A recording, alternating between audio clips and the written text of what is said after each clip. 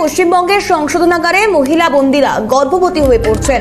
আদালত বান্ধবীর রিপোর্টে বিস্ময় প্রকাশ প্রধান বিচারপতি। সুপ্রিম কোর্টের অবসরপ্রাপ্ত বিচারপতির করা শতপ্রণোদিত মামলা। প্রত্যেক আদালতে এই মামলা চালানোর নির্দেশ সুপ্রিম কোর্টের। তারপর কলকাতা হাইকোর্টের এই মামলার সূত্রপাত। সেই মামলায় আদালত বান্ধব হিসেবে রাখা হয় তাপস ভঞ্জকে। নারীদের সম্মান রক্ষার্থে কলকাতা হাইকোর্টে মামলা। আরো বিস্তারিত জানবো, অভিরূপা আমাদের প্রতিনিধি রয়েছেন টেলিফোন লাইনে। অভিরূপা, কি আপডেট? দেখো, এটি একটি শতপ্রণোদিত মামলা। সংশোধনাগারে বন্দীদের অসুবিধার স্বার্থে একটি জনস্বার্থ মামলা দায়ের হয়েছিল সুপ্রিম কোর্টে। সেই মামলার প্রেক্ষিতে সুপ্রিম কোর্ট নির্দেশ দিয়েছিল প্রত্যেকটি হাইকোর্টে এই ধরনের শতপ্রণোদিত মামলা করতে হবে সেই রাজ্যের জন্য। কলকাতা হাইকোর্টে এই যে মামলাটি রয়েছে সেই মামলার আদালত বান্ধব হিসেবে তাপস ভঞ্জ তিনি আজকে কলকাতা হাইকোর্টের রিপোর্ট পাঠিয়েছেন। সেই রিপোর্টে উদ্বেগগুলো কলকাতা হাইকোর্টের প্রধান বিচারপতি ডিভিশন রয়েছে।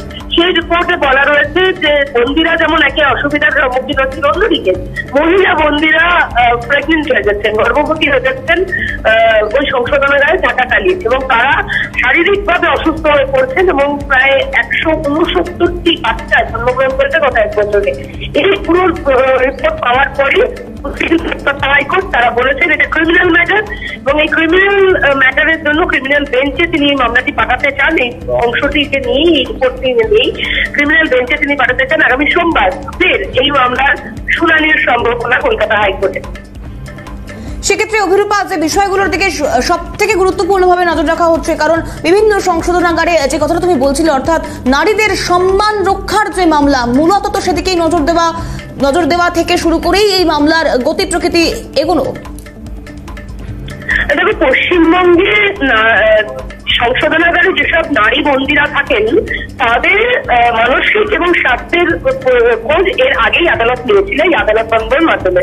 ফলত আজকে আদালত বান্ধব যখন যে রিপোর্টটা জমা দিয়েছেন তাতে বেশ কিছু অসুবিধার কথা তুলে ধরা হয়েছে। তার মধ্যে অন্যতম অসুবিধা হচ্ছে যে পুরুষ কর্মীরা প্রবেশ করছেন এই সেলগুলোতে, মহিলাদের সেলগুলোতে, ফলত সেখান মহিলারা গর্ভবতী হয়ে যাচ্ছেন।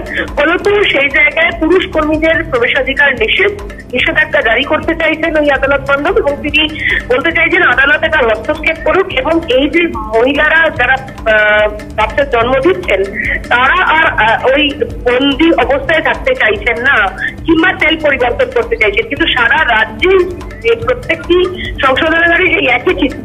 ফলত মেয়েদের সাথে কথা বলে তাদের মানসিক অবস্থারও অবনতি ঘটছে বলে মনে করছি আদালত বান্ধব। সুতরাং নারী সুরক্ষা সংশোধনাগারে সব থেকে বেশি দেখা উচিত।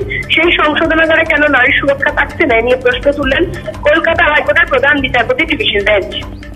বেশ অভিরূপা, আমাদের সঙ্গে থাকো। এই মুহূর্তে যে খবরের দিকে আমরা নজর রাখবার চেষ্টা করছি, অর্থাৎ এই গোটা বিষয় নিয়ে রীতিমতো হতবাক কলকাতা হাইকোর্টে এই মামলার সূত্রপাত, এবং তার পাশাপাশি সেই মামলায় আদালত বান্ধব হিসেবেও রাখা হয় তাপস ভঞ্জকে। সংশোধনাগারেও কি নিরাপদ নন মহিলারা? এই প্রশ্নই যেন ঘুরে ফিরে আসছে। সমাজকর্মী মিরাতুন নাহা রয়েছেন আমাদের সঙ্গে টেলিফোন লাইনে। আপনাকে স্বাগত জানাবো ক্যালকাটা নিউজে। সংশোধনাগারেও নারীরা কি নিরাপদ নন? এই প্রশ্ন ঘুরে ফিরে আসছে, কারণ সংশোধনাগারও নারীদের জন্য নিরাপত্তা দিতে পারছে না। বন্দীরা সুরক্ষিত নয়, মহিলা বন্দীরা সুরক্ষিত নয়।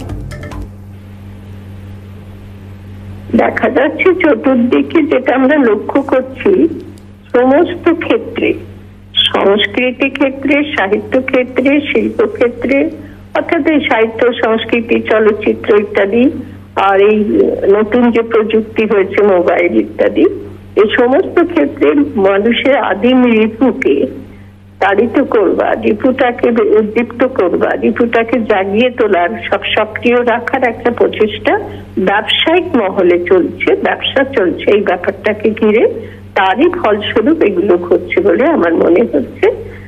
অচিরে সরকার পক্ষ থেকেই, সমস্ত কেন্দ্রীয় সরকার, রাজ্য সরকারগুলোর পক্ষ থেকে এই ধরনের রিপু তাড়না করার যে প্রক্রিয়া, সেই প্রক্রিয়া একেবারে সর্বস্তরে চালিয়ে দেওয়া হয়েছে। মোবাইল বিশেষ করে খুব ক্ষতিকারক হচ্ছে।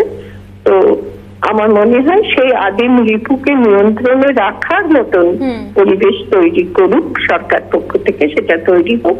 তাহলে এইভাবে মেয়েদেরকে এই সময় প্রযুক্তির রমরমাকালে মেয়েদেরকে এইভাবে তার মূল্য দিতে হবে না। অনেক ধন্যবাদ জানাবো আপনাকে, আমাদেরকে সময় দেওয়ার জন্য। ধন্যবাদ জানাবো অভিরূপাকেও।